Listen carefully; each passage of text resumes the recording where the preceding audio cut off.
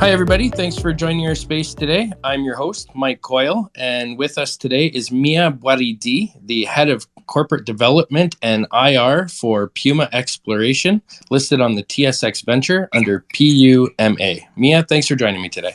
Thanks for having me. Well, we've known each other a long time, and I've been trying to get you on to do some of these, but this presented a perfect opportunity since you've got involved with PUMA, one of my favorite gold exploration plays in the market today. So why don't you start off by just giving us some insight into who Mia Boiridy is? Well, thank you, Mike. And let's give credit where credit is due. And it's a little bit thanks to you that I am involved with PUMA. Of course, everybody knows that, as you just mentioned, that you're super excited about the project. And you introduced me to the story. And, and I share your excitement. So a little bit of my background. So I've been involved in the resource sector for about 10 years now. My background is geology. So I have a bachelor's in geology and I have a master's in geochemistry. And I've been involved with junior exploration companies, as I mentioned, for about 10 years. And this was a perfect opportunity for me to take on a new project and be involved with a fantastic team. Awesome. So have you had the opportunity to go to the project yet?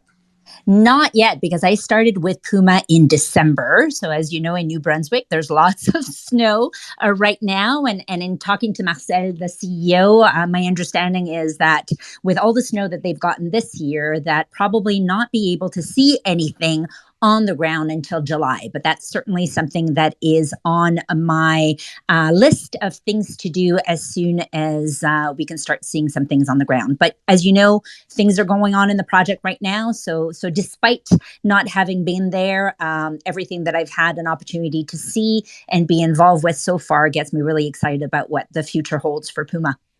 So why don't you tell everybody a little bit about the project?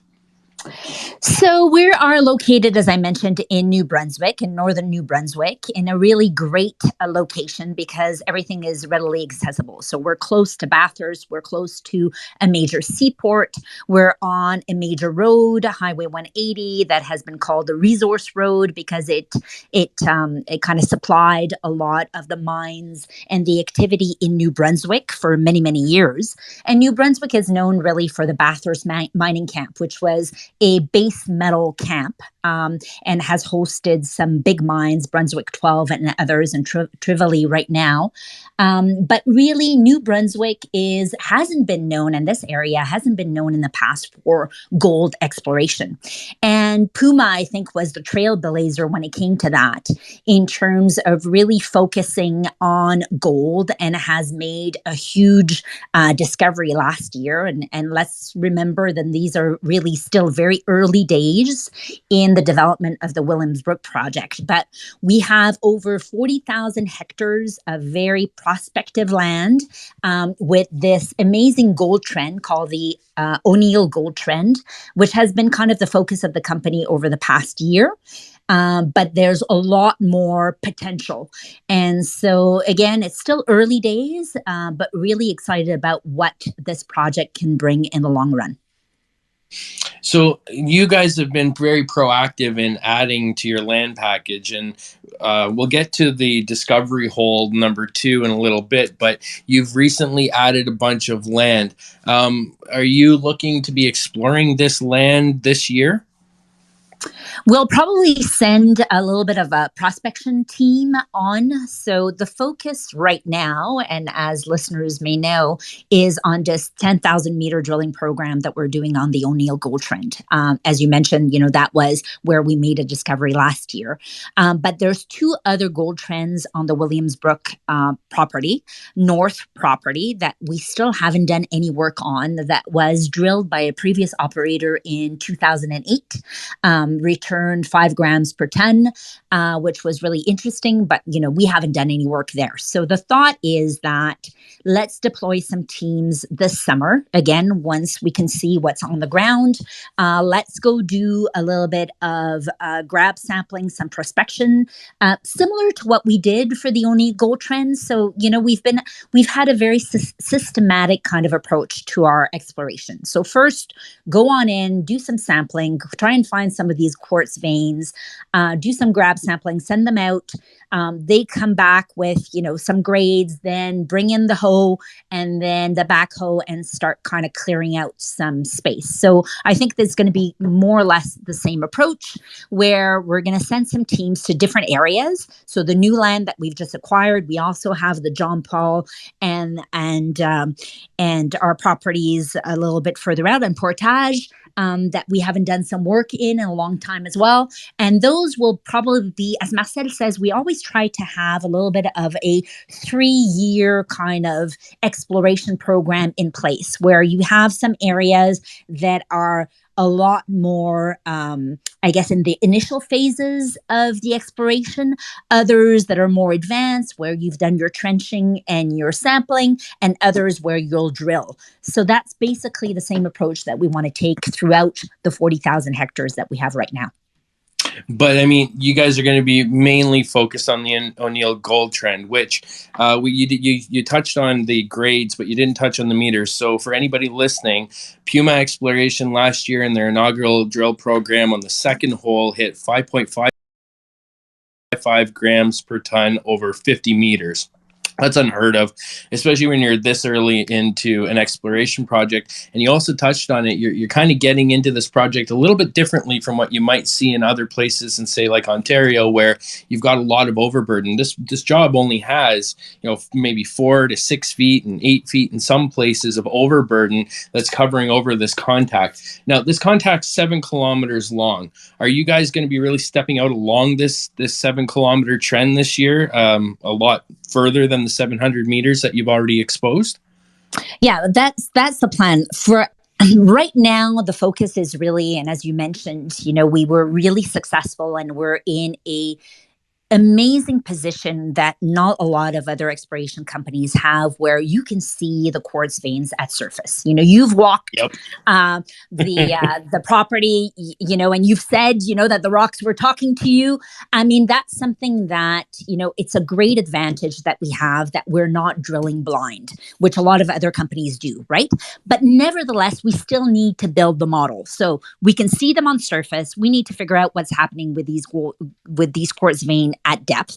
And that's what our drilling exercise and our drilling program right now is doing. Let's remember that we've only done 2,500 meters of drilling in 2021.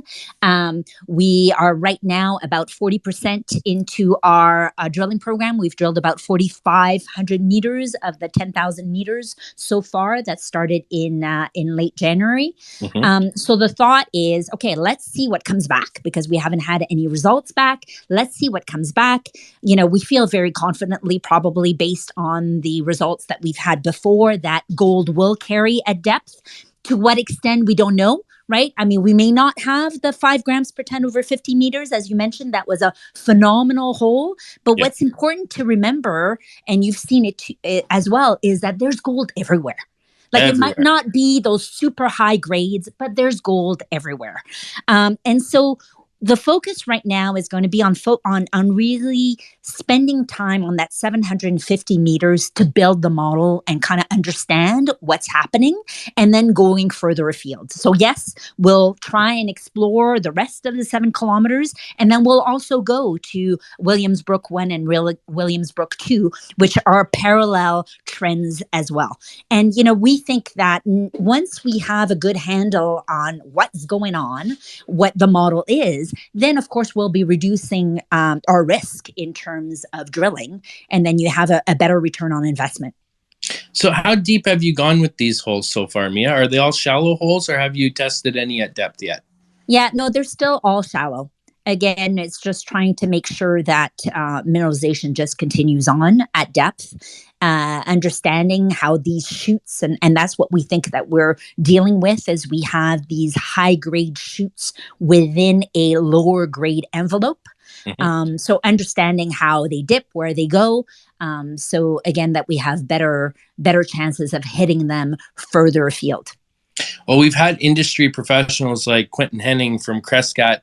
He spoke 15 times since he's became involved with this project, and his involvement isn't direct. He's an investor in the project, and he's very keen on it. But he's made some pretty bold comparisons. Now, I'm going to tap into your geologist experience here and say, how accurate do you think Quentin is when he talks about this job comparing to Marathon and Newfound Gold? Well, we know that we're in the same geological kind of horizon, right? So there's the rocks are very similar to what you see at Marathon and Newfound Gold. We're in this trend, and you can see it on our corporate presentation that kind of fills in, that goes from the eastern seaboard all the way to Newfoundland. So, the assemblages are very much common. We think that maybe the depositional model may be a little bit different than those. So certainly there are similarities, but there are also some differences.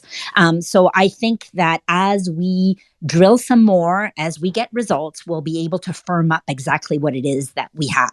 Are we working towards a similar kind of mining outcome? Certainly. We always say that Marathon is kind of our big brother. It's the program or the project that we're trying to emulate when it comes to Valentine Lake.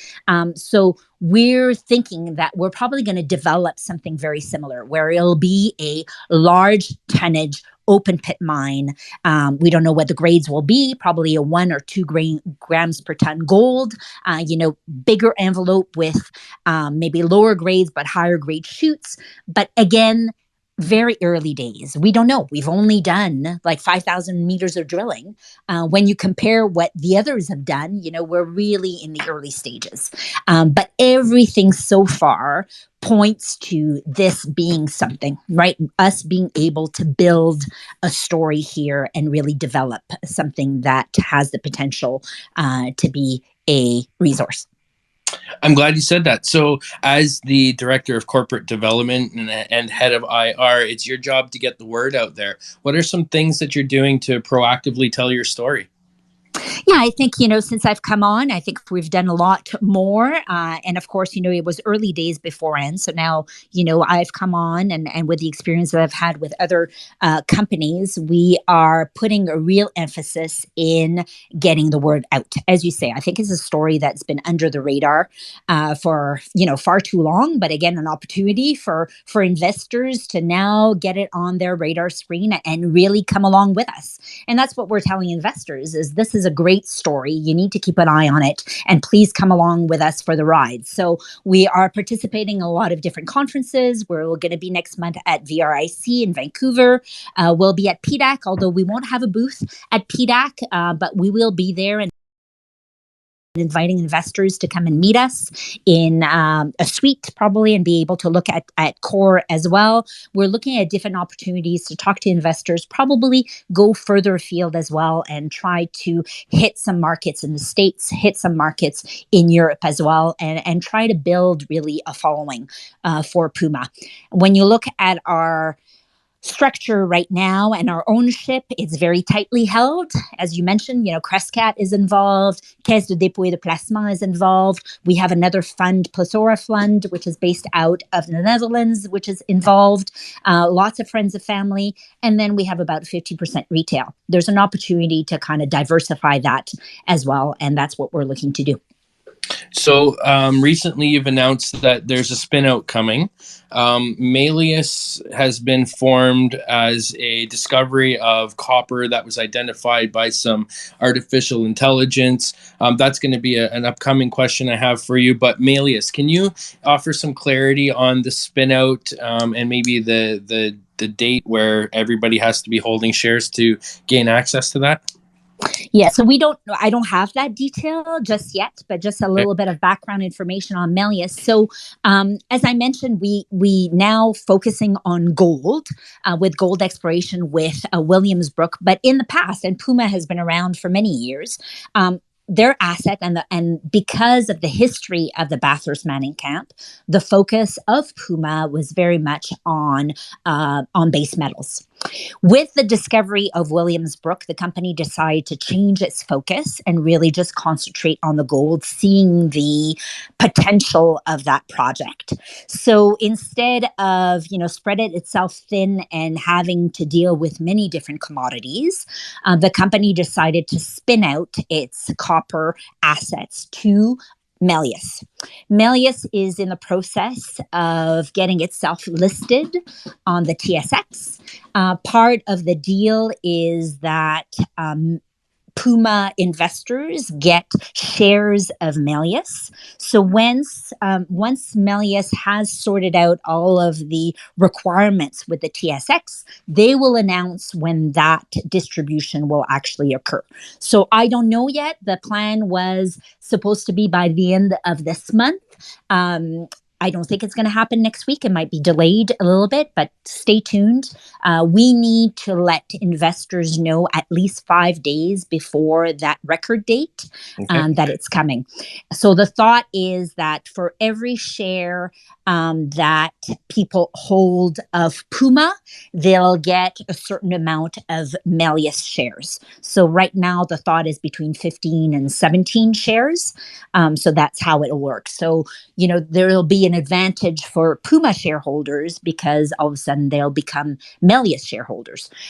So it kind of spreads the wealth.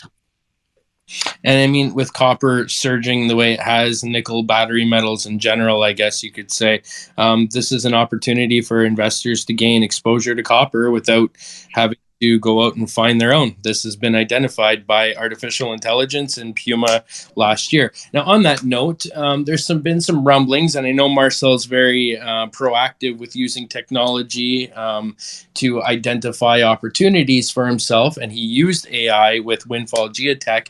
Is there a potential contract coming or opportunity to work with Windfall now that you have a lot more data points on this gold trend?